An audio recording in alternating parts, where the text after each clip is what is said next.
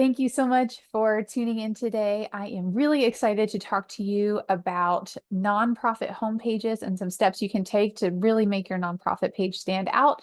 My colleague Sam is here in case you have any questions, drop some notes in there. But I want to go ahead and get started because I'm going to try to give you a lot of information in about 30 minutes. So let's go ahead. Just a quick note. My name is Abby Jarvis and I work with Neon One. I see some familiar names in the chat, and so I'm going to throw this out there. If you are a Neon One client and you're using our websites platform, if you have questions about how to do any of this in Neon websites, let us know. Sam is on deck to answer your questions, and if we can answer your questions, we'll get someone who can.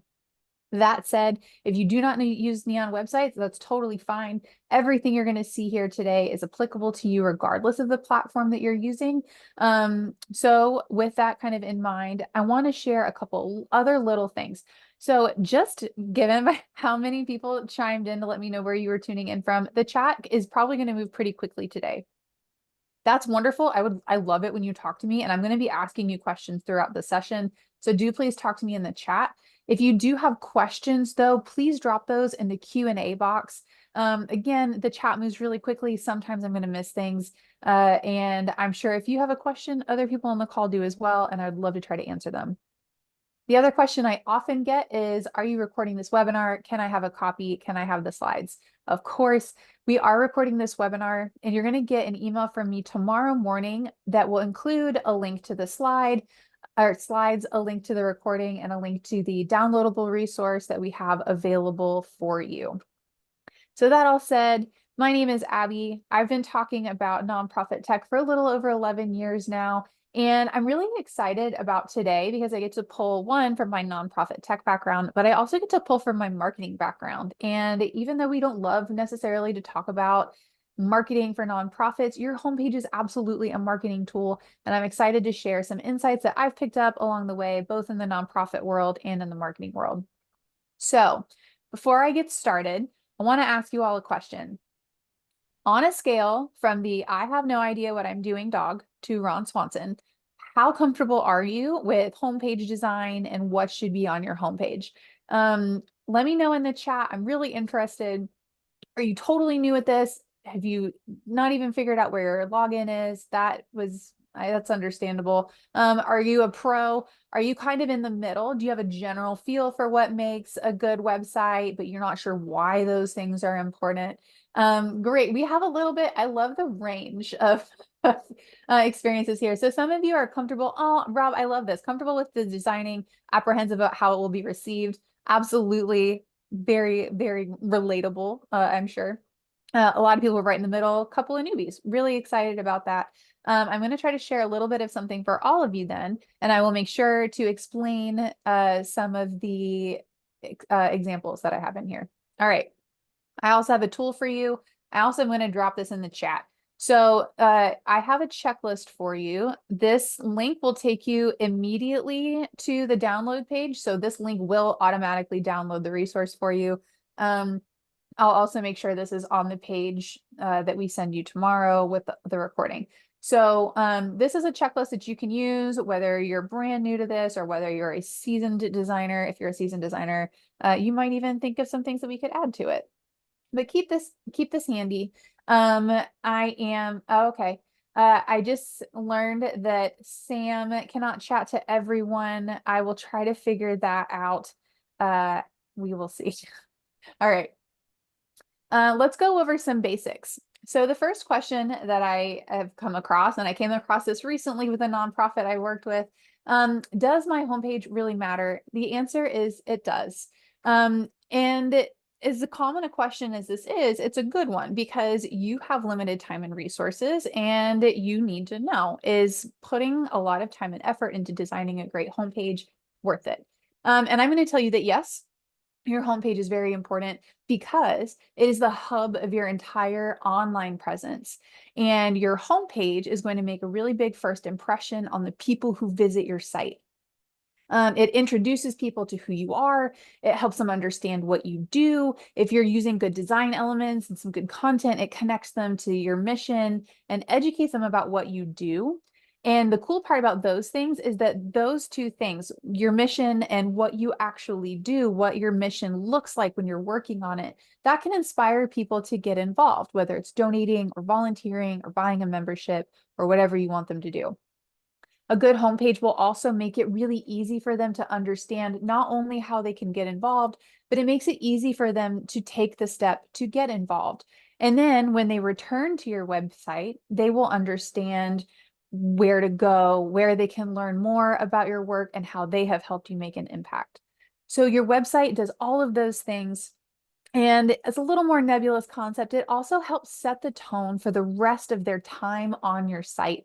It will help them establish a sense of place, and that will help them connect more on an emotional level to the content and the pictures and all of the wonderful things that you're sharing with them.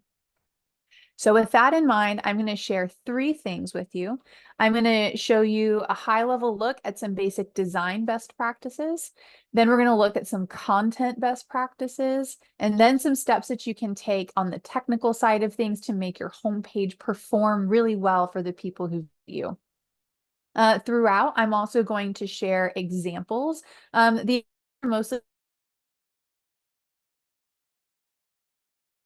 some free tools that you can use to make sure you're giving your website visitors the best experience you can. All right, so the way your homepage looks, I'm sure, is going to make a huge impression on the people who land on your site. So this is where you have a really beautiful opportunity to use visuals to introduce your nonprofit and establish who you are and who you serve. And then as people travel through other pages on your site, they're going to see hopefully the same logo and the same colors on those other pages. So I kind of alluded to it earlier. This gives people a sense of place online, and it also helps create a sense of continuity. Your site visitors will feel comfortable browsing your site, and they will see your repeating logo and your colors, and that will work to give them a really nice, cohesive experience. If you've ever been on a website and landed on an old page that had like different colors or fonts or even an outdated version of a logo, you know that that can be really jarring. It can disrupt your immersion in the learning experience on a site. So that's why your homepage should establish these elements right up front, your brand colors and your brand logo, and then that will carry through the rest of your site. Now, and I'm going to get into content in a minute, but the font that you use, the fonts that you use, because you're probably going to use more than one, and the font colors you use are an important part of your design. So your fonts should be 2 things. So first, they should be easy to read. And this means a few things. So this means using a font that isn't overly complicated. This second example here is an example of what I would consider a complicated font. And you also want to use colors that are high contrast. So this text is high contrast. This gray stands out very clearly on the white background. This down here is an example of a lower contrast font. This text doesn't stand out as well on this blue background, and anyone landing on a site, if you had this color text on a blue background like this, would have a hard time reading your content. It's also tricky to put fonts directly over a pattern. So this is an example of what that looks like. This happens sometimes on hero images where you may have a large image with font over top of it, maybe contextualizing what that picture is there for, or using it to describe an event, and the font is hard to read. So these are examples of things that you might not want to do. And if you have questions about your accessibility and how visible your fonts are on your site, I've included this link here. It's an accessibility checker, and it checks specifically your color contrast. So if you want to make sure that you are presenting an easy to read font that your visitors will be able to easily engage with, use that tool. It's really helpful. I also added here that your font should be brand appropriate, and that might sound a little funny, right? So this one is kind of a nebulous concept, but I'm going to use an example, and I'm going to pick on a common font. How many of you are familiar with the font Comic Sans? Does that ring a bell to you? Yes. Yes, LOL. Okay. All right. So, and if you're not familiar with it, you probably see a lot of LOLs in the chat, and that's because Comic Sans has been the butt of a lot of jokes. But it is a very cute, playful, childlike font. The silly thing is that it gets overused, and a lot of times it's used in instances that it's not necessarily appropriate. So, Comic Sans might be appropriate for something like a children's literacy organization. It might work on a flyer for like after school programming. There are some instances in which Comic Sans can be brand appropriate. However, using a font that is considered very light and playful and childish might not be appropriate for an organization like a hospital foundation or a serious theater company or someone who's doing very serious, important work. So it's kind of a silly example, but I hope it helps you understand a little better what I mean when I say that a brand should be, or a font should be brand appropriate. Little silly, but I hope you get it. All right. So this is an example. This font here is a good size. It is high contrast. It's easy to read. This is the same organization that I showcased here, the sense of security. And it's very easy for people to read and understand. So this is a great example of what these best practices look like in actual real life. Okay, covered fonts. We've covered logos and colors. The next thing I want to cover are some high-level guidelines for choosing good images. So you're going to want to have a hero image. If you're not familiar with the term hero image, your hero image is a large image that stretches across most or all of the screen on your homepage. These are two examples here. And I want to really just reiterate that this is going to be the first thing really that catches people's eyes when they land on your website. So I would encourage you to make sure the images you choose are related to your mission and help visitors connect with the community that you serve. These are great examples here. I also want to encourage you to look for images that are high quality. So the snapshots that you took on your phone may be appropriate, but I would encourage you to look for something that is nicely framed. It's not really blurry or out of focus. It's maybe had some editing done, so everything is high contrast and professional looking. And most importantly, doesn't look stretched out or kind of awkward on your site. If you do have other images that you think are really special that don't necessarily work well for your hero images, there are lots of opportunities to use those images on other parts of your site. The high quality thing is important, but more importantly, the word ethical is important to me here. And just out of curiosity, does the word ethical, like, do you know what I'm talking about when I say ethical, or is that kind of confusing for you? Just let me know in the chat. Yes, Michelle nailed it. Operate with integrity. The images that you choose should be uplifting and empowering, not only to the viewer, but also to the subject of the picture. It shouldn't feel manipulative or exploitative.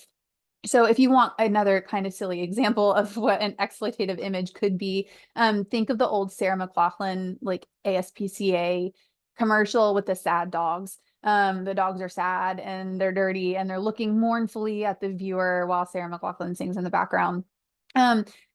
Oh, good, Devin. Devin is in the chat. This is their organization. Devin, I love your website so much, and I took a couple of screenshots, so you're gonna see this throughout.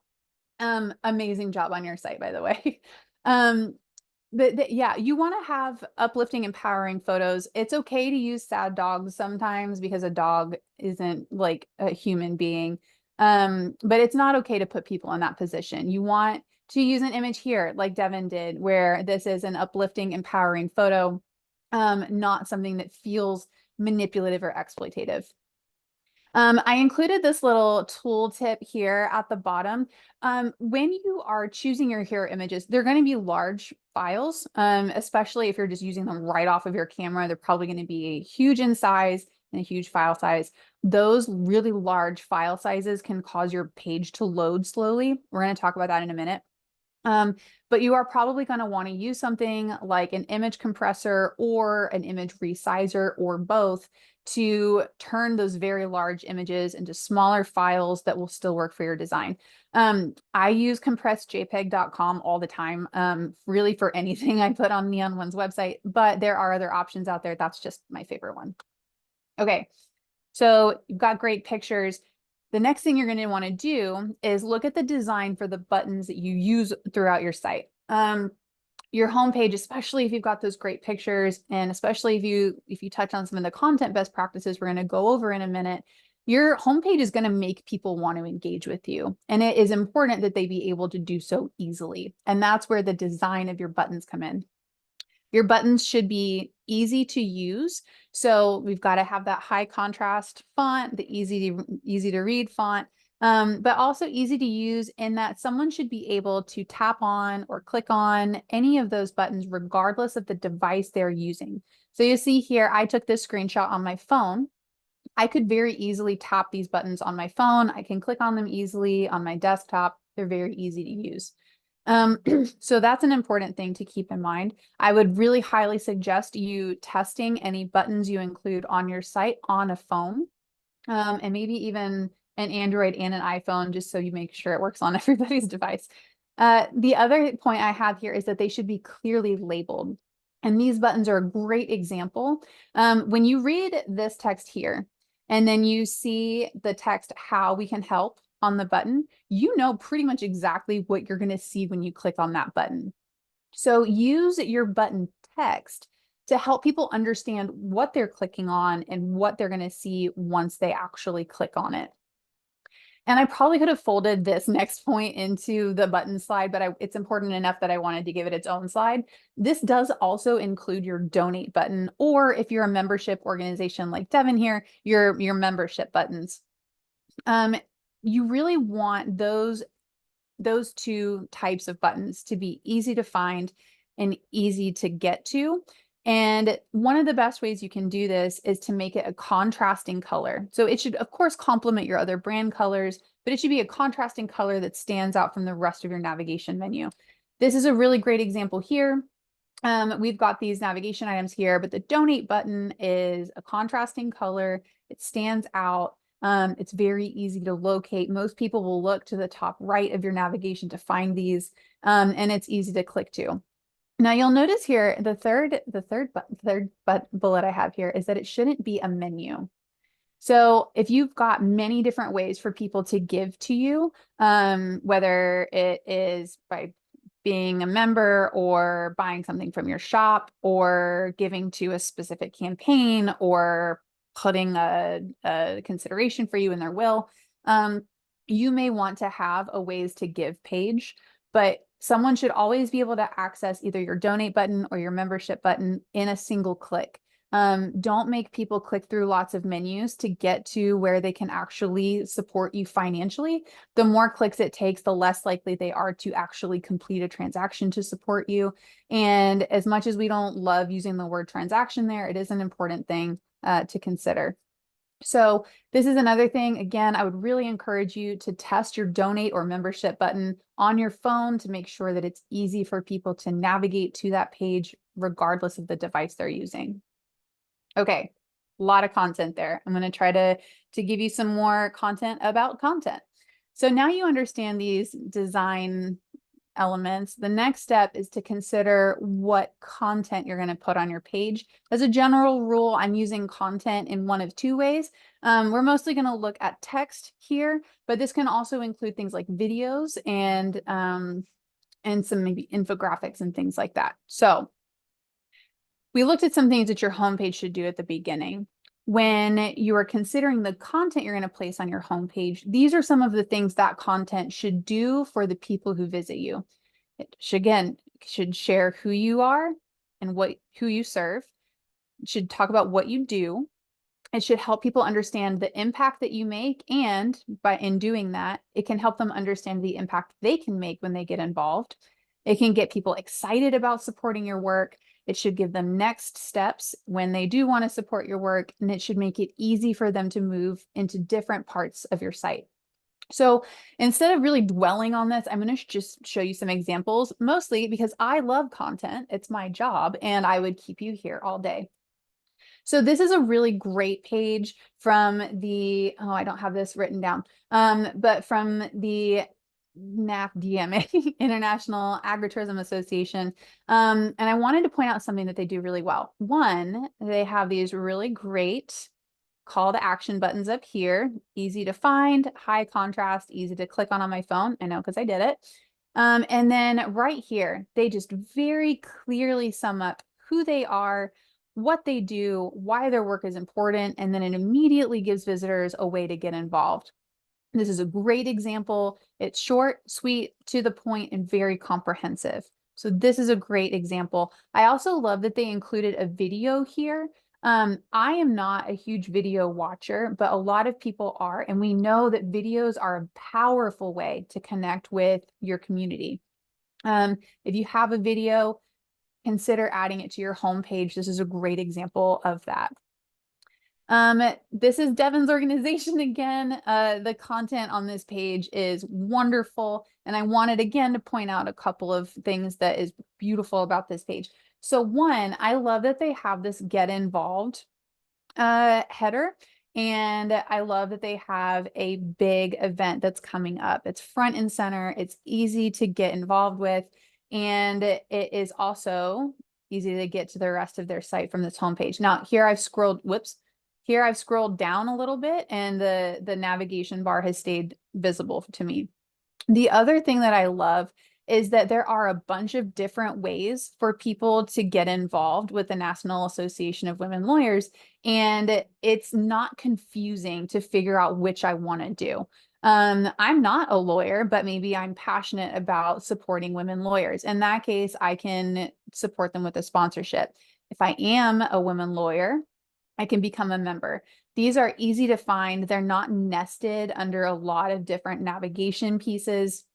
And again, I tested this one on my phone too.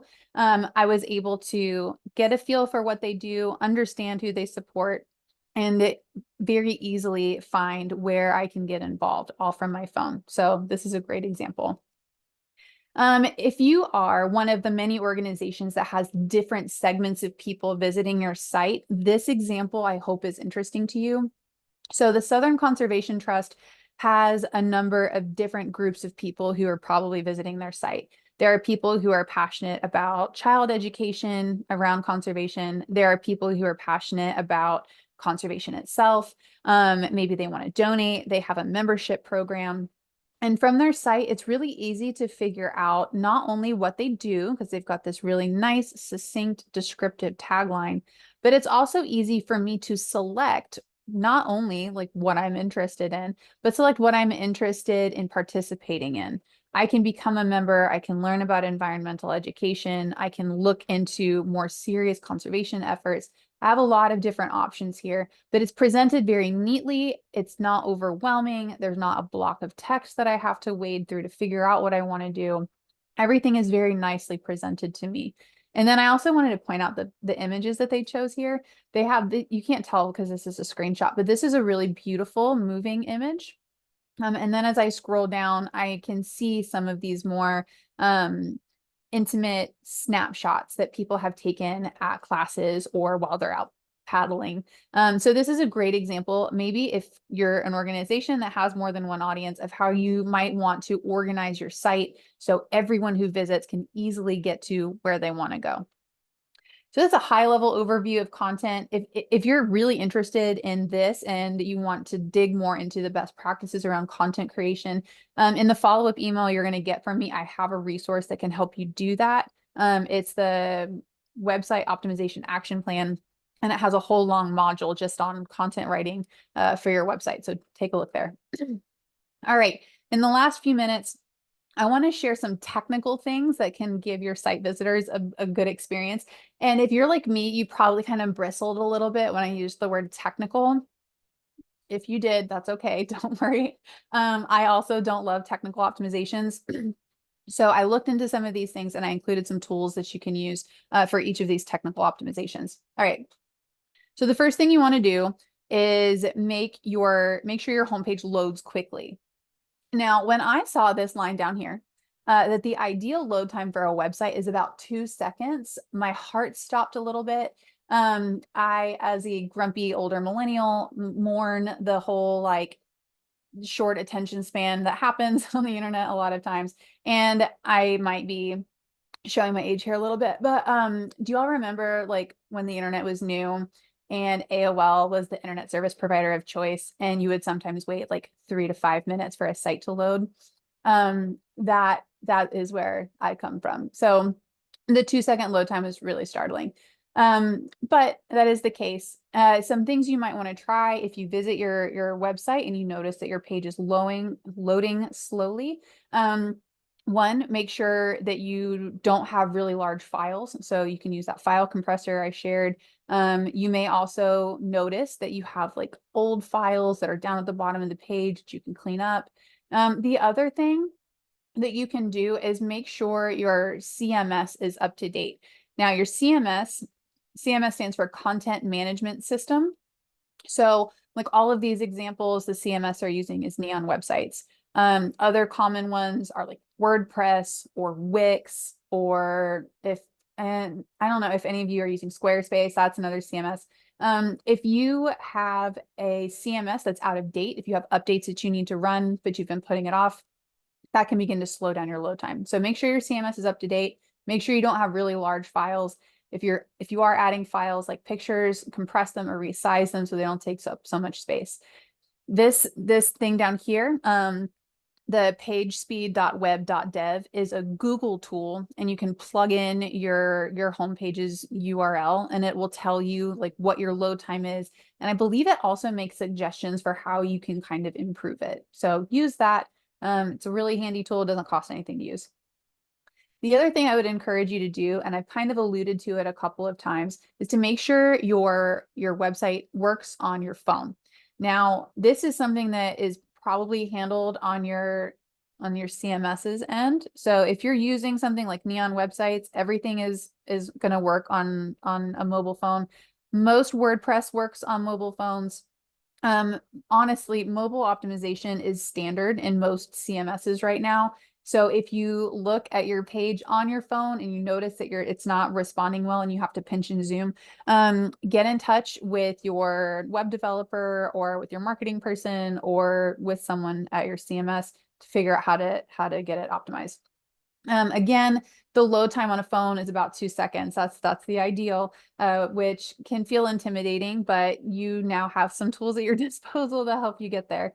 So I would encourage you to, again, test your homepage and other pages on your phone. And again, test it on different mobile devices. So I've noticed, like I use Android. I have a Pixel phone. One of my best friends is an iPhone girly. That's all she uses. And sometimes websites will look slightly different because we have different size screens.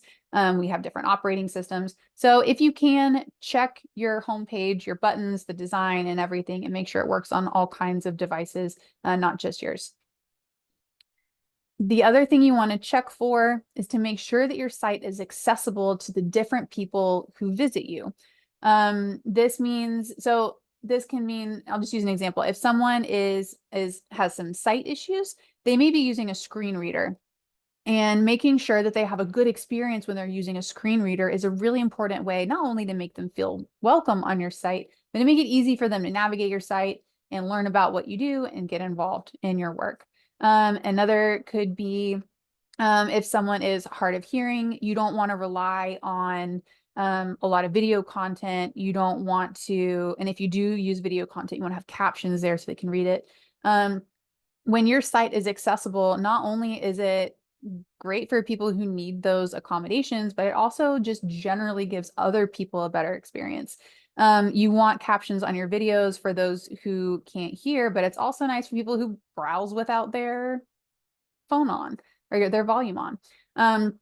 If you make any updates, it's important that you recheck to make sure that your updates are also accessible. And you can use this accessibilitychecker.org. It's a free tool, and they will tell you what you can do to fix your site and make it more accessible.